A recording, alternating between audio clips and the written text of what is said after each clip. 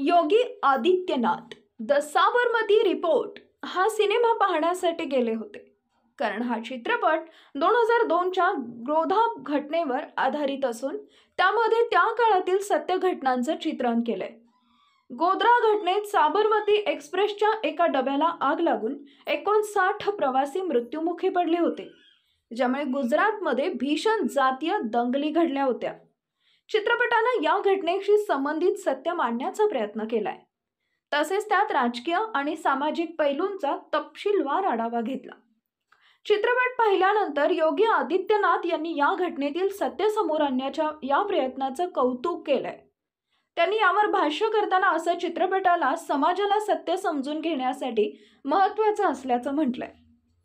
तसेच त्यांनी पीडितांना श्रद्धांजली अर्पण करत या प्रकारच्या सिनेमांमुळे ऐतिहासिक घटनांबद्दल जनजागृती होईल असं मत व्यक्त केलंय। जम्मू काश्मीरच्या समस्येवर 370 कलम आणि त्याचे दुष्परिणाम हे त्याच्यामध्ये मांडले गेले होते। काश्मीरी पंडितांवर झालेला अन्याय त्याच्यावर देखील त्याच्यामध्ये दाखवण्यात आला होता। या चित्रपटाचा खूप मोठा परिणाम समाजमनावर झाला। त्या पाठोपाठ गोध्रा हत्याकांड हे गुजरातमधील खूप मोठं हत्याकांड आहे। या हत्याकांडावर आधारित प्रदर्शित झालेला हा सिनेमा पाहण्यासाठी भाजप शासित असणाऱ्या 6 राज्यांमध्ये या चित्रपटाला टॅक्स फ्री घोषित करण्यात आलेला आहे, जेणेकरून जास्तीत जास्त लोकांनी हा चित्रपट पाहावा आणि गोध्रा हत्याकांडाच्या अनुषंगानं जे सत्य पडद्यामागे दडून राहिलेलं आहे त्याचा उलगडा व्हावा, त्याची जनमानसांमध्ये चर्चा व्हावी आणि त्या प्रश्नावरून जे राजकारण करण्यात आलं ते दूर व्हावं, जेणेकरून समाजामध्ये विशेषतः हिंदू समाजामध्ये चांगला संदेश जाईल, असा प्रयत्न या सगळ्या नियोजनाच्या पाठीमागे। साबरमती रिपोर्ट हा सिनेमा सामाजिक आणि मानवी मूल्यांवर आधारित आहे। हा चित्रपट भारतीय समाजातील भ्रष्टाचार, अन्याय आणि सत्याच्या शोधावर भाष्य करतो। चित्रपटाचा मुख्य संदेश म्हणजे सत्य, न्याय आणि नैतिकतेच्या मार्गावर चालणं किती महत्त्वाचं आहे आणि समाजात होणाऱ्या अन्यायाविरुद्ध आवाज उठवणं ही प्रत्येकाची जबाबदारी आहे। साबरमती एक रिपोर्ट सत्य घटनांवर आधारित सिनेमा असल्यामुळे तो लोकांना प्रोत्साहन देतो की सत्य शोधण्यासाठी आणि अन्यायाशी लढण्यासाठी धैर्य दाखवा।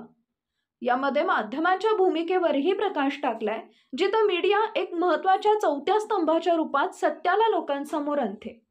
मुख्य संदेश सत्य आणि नैतिकतेचा आग्रह धरणे, भ्रष्टाचार आणि अन्यायाविरुद्ध लढा देणे, सामान्य माणसाच्या आवाजाला महत्त्व देणं, समाजातील सकारात्मक बदलांसाठी एकत्र काम करणं। चित्रपट मानवी भावना, संघर्ष आणि प्रेरणादायक कथा यामुळे प्रेक्षकांना विचार करण्यास प्रवृत्त करतो। द साबरमती रिपोर्ट हा सिनेमा सामाजिक, राजकीय आणि मानवी जीवनातील गंभीर प्रश्नांवर भाष्य करणारा असल्यास तो प्रामुख्याने अशा लोकांनी पाहावा। सामाजिक विषयामध्ये रस असणारे लोक, जर तुम्हाला सामाजिक प्रश्न, मानवीय मूल्य आणि सत्य शोधण्याची प्रक्रिया समजून घ्यायची असेल तर हा सिनेमा नक्कीच तुम्हाला आवडेल। इतिहास आणि सत्य घटनांवर आधारित सिनेमा आवडणारे, जर तुम्हाला ऐतिहासिक घटनांशी जोडलेली कथानकं आणि सत्य घटनांवर आधारित सिनेमे बघायला आवडत असतील तर हा सिनेमा पाहण्यास योग्य आहे। गंभीर विषयांवर चर्चा करणारे प्रेक्षक, हा सिनेमा हलक्या फुलक्या मनोरंजनासाठी नाही, गंभीर विषयावर चर्चा आणि विचार करायला आवडणाऱ्या लोकांनी हा सिनेमा पाहावा। राजकीय आणि सामाजिक सत्यता शोधणारे, जर तुम्हाला राजकीय व्यवस्था, समाजातील भ्रष्टाचार किंवा अशा घटनांवर प्रकाश टाकणाऱ्या चित्रपटांमध्ये रस असेल तर हा सिनेमा तुम्हाला आकर्षित करेल।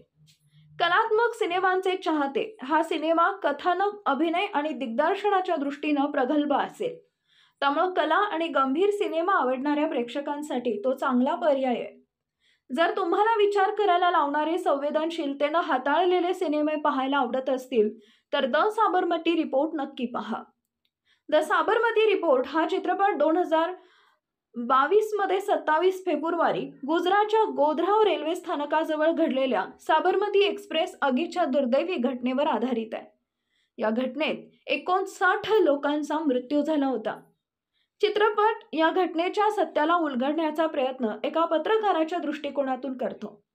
चित्रपटाची माहिती, निर्माता एकता कपूर, दिग्दर्शक धीरज सरना, कलाकार विक्रांत मैसी, रिद्धी डोगरा, ऋषि खन्ना, संदीप कुमार, प्रिंस कश्यप।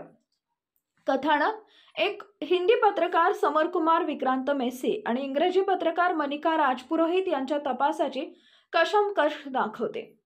पत्रकार अमृता गिल राशी खन्ना या तपासाला नवा आयाम देऊन या घटनेतील सत्य शोधण्याचा प्रयत्न करतात. संगीत सध्याच्या उपलब्ध माहितीमध्ये संगीतकाराचा उल्लेख नाही. चित्रपटाची कथा एका संवेदनशील ऐतिहासिक घटनेवर आधारित असून ती सत्य आणि राजकीय सामाजिक गुंतागुंतीची बाबी उलगडते. हे चित्रपट सध्याच्या पिढीला या ऐतिहासिक घटनेची माहिती देण्याचं काम करते. पंतप्रधान नरेंद्र मोदी यांनी चित्रपट द साबरमती रिपोर्टबद्दल सकारात्मक प्रतिक्रिया दिली आहे. या चित्रपटाचा विषय 2002 मध्ये गुजरातमधील गोध्रा घटनेवर आधारित आहे, जिथं साबरमती एक्सप्रेसमध्ये आग लावण्यात आली होती आणि त्यानंतर राज्यात जातीय दंगली भडकल्या होत्या. नरेंद्र मोदी यांनी सोशल मीडिया प्लॅटफॉर्मवर म्हटलंय की सत्य बाहेर येत आहे. खोट्या कथा फार काळ टिकत नाहीत. सामान्य लोकांना समजेल अशा पद्धतीनं सत्य मांडलं जाणं ही चांगली गोष्ट आहे. यांनी त्याचा उल्लेख केलाय की या प्रकारच्या प्रयत्नांमुळे त्या काळातील खऱ्या घटनांचा मागोवा घेण्यास मदत होते. या चित्रपटाचे निर्माते आणि कलाकारांनी संवेदनशील विषय अतिशय जबाबदारीनं हाताळल्याचंही त्यांनी नमूद केलंय. विशेषतः 59 निष्पाप प्रवाशांना श्रद्धांजली अर्पण करण्यासाठी हा चित्रपट महत्त्वाचा प्रयत्न असल्याचं त्यांनी मान्य केलंय. चित्रपट द साबरमती रिपोर्ट गोध्रा हत्याकांडाच्या पार्श्वभूमीवर आधारित असून त्यानं फिल्म इंडस्ट्रीमध्ये चर्चेला उधाण आणलंय. प्रमुख भूमिका साकारणारे विक्रांत मेसी, राशी खन्ना आणि रिद्धी डोगरा यांचं अभिनय विशेष कौतुकास्पद ठरलंय. चित्रपटाला समीक्षकांकडून सरासरी 3.5 ते 5 रेटिंग मिळाली आहे. यात गोध्रा घटनेशी संबंधित काही विस्मृतीत गेलेल्या सत्याचा शोध घेतला गेलाय. कलाकारांचा अभिनय आणि धीरज सरणाचे दिग्दर्शन प्रेक्षकांना विचारमग्न करणार असल्याचं मत अनेक समीक्षकांनी व्यक्त केलंय. सोशल मीडियावरही या चित्रपटानं चांगली कमाई केली आहे. काही प्रेक्षकांनी हा चित्रपट गोध्रा कांडाच्या अपूर्ण सत्यांवर प्रकाश टाकणार असल्याचं म्हटलंय. तर विक्रांत मेसीच्या परफॉर्मन्सला करिअरमधील सर्वोत्तम म्हणत प्रेक्षकांनी त्याची प्रशंसा केली आहे. जर तुम्हाला गोध्रा घटनेबाबत अधिक जाणून घ्यायचं असेल तर हा चित्रपट नक्की पहा.